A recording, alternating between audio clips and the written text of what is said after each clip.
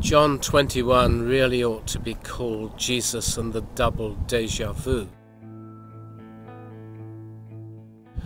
Peter, still the leader, leads the guys back to their old way of making a living, fishing, and they're not very good at it, so they struggle all night and catch nothing.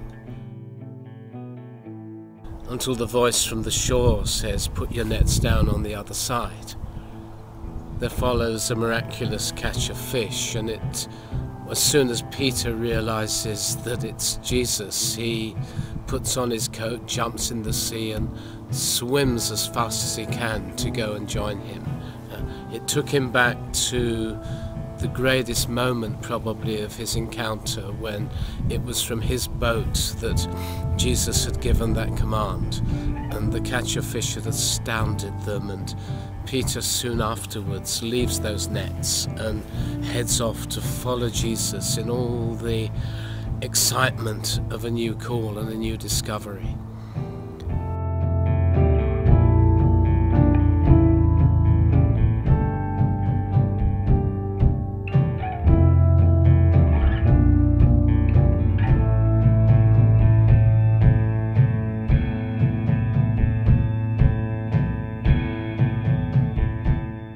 But this time when he swims to the shore, there's a second deja vu.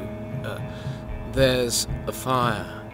It's a welcoming fire. There's breakfast on it that Jesus has already cooked. He seems to be better at catching fish than the fishermen. But as Peter settles round the fire, come three devastating questions. Each time, "Peter, do you love me?"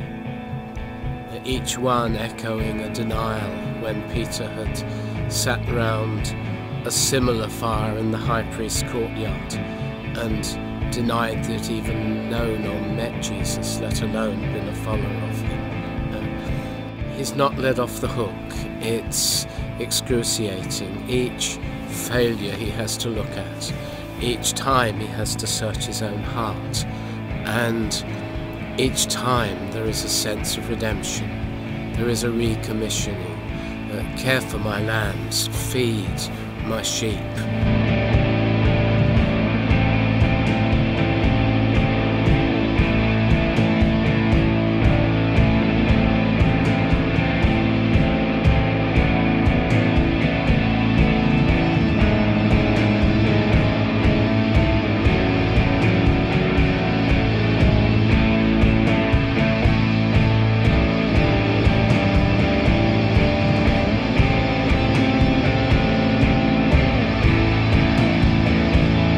The old autonomous Peter, who thought he had all the ability, all the strength to follow Jesus, knows now that deep down at the point of crisis, he hasn't got what it takes to be a disciple.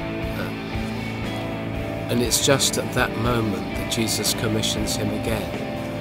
It's when we know ourselves at our worst. It's when we know that though we want to do it, we can't do it.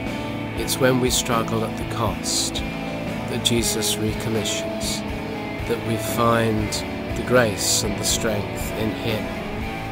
It's then that he says, "You used to think you ran your own life, but the time's going to come when people are going to secure you and they're going to take you to a place that you don't want to go." Jesus warns Peter that if he accepts the call to follow this time, he, like his Lord, will one day be led to a cross. Peter's decision to follow is not going to be made lightly. It's going to be made counting the cost, weighing the price, and deciding that absolutely everything, even the loss of his own freedom and his own life, is actually worth the price and the joy of following Jesus. It's the people who know they can't that find in God's grace that they can. And it's therefore to people like us that Jesus still says, "Follow me," even if it's the first, second, third, or even the fourth chance. This deja vu was redemptive. Peter was taken back to his point of failure, forgiven, set free, and recommissioned. And the living Lord does the same today, not just to fishermen, but to each and every one of us who will face the light of his truth and the forgiveness of his love.